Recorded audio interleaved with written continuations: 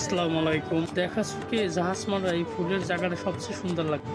জাহাজমারা রাঙ্গামালি দিয়া 20 কিলোমিটার থেকে ও কুয়াকাটা থেকে 30 কিলোমিটার দূরে যাওয়ার পথে এই পাতি শিয়ালটা দেখা হয়। ওই যে বাগান থেকে উঠে আসে উপরে। যাওয়ার পথে এই ফুল গাছটা দেখতে অনেক সুন্দর লাগছিল। একটা ফুল ছিঁড়া ওই যে সুলিস বলে, কি কারণে জানি। এবং এই রুট থেকে জাহাজমারা ঢুকতে হয় যে বালিবাজে দেখতে মনে হয় যে মরুভূমির মতো, থেকে গাড়ি নিয়ে একটু পার হইতে কষ্টই। তারপর ওই মরুভূমির মতোই, কিন্তু সামনে গেলে সবুজের সমাবেশ। পূর্বে এই এলাকাটি চল বগলা নামে পরিচিত ছিল। স্থানীয়দের মতে ব্রিটিশ আমলে একটি জাহাজ এই জায়গায় আটকা পড়ছিল। ধীরে ধীরে পলিতে এই জাহাজটা ডুবছে। স্বাধীনতার পর ওই জাহাজটা নাকি দেখা গেছে। ওই থেকে এলাকাটির নাম হয় জাহাজমারা।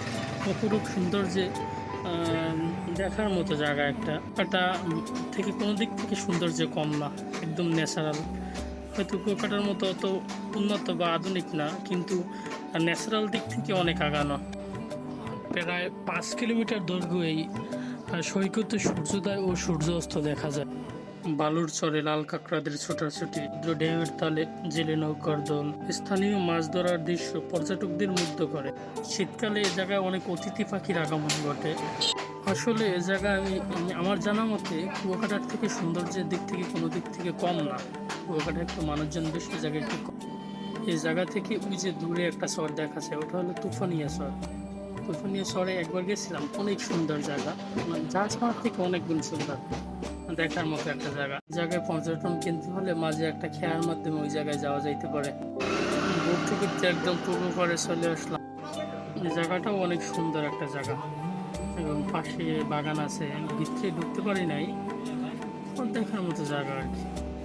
এবং আইসা দেখি ছোটবেলার বন্ধু মিঠুন তোর বৌরি নিয়ে ঘুরতে এসে ঢাকা থেকে, অনেকদিন পর দেখা। ঠান্ডা, তারপর চিপস টিপস অনেক কিছু নিয়ে এসেছিলাম, আমাকে দিয়ে গেল। তারপর আমি একটা পুরো আলু নিয়ে এসেছিলাম। তারপর দেখি বালির ভিতরে ওরা আবার ওদের নামের প্রতীক লেখা লাভ এই দিছে, দেখে আমারও করতে মন চাইছে। কিন্তু ওই যে হৃদয় নামে, আমার নামও হৃদয়, ও দেখি এই জায়গায় কইরে রাখছে। তারপর আর আমার করা লাগলো না, ভিডিও করে দিলাম। ঘুরতে ঘুরতে সূর্য অস্তের সময় চলে আসছে, সূর্য হেলে পড়ছে। এখন ওই যে ঠান্ডা, তারপর চিপস এগুলো খাইয়া মনোমুগ্ধকরভাবে আবার বাড়ির থেকে চলে আসলাম।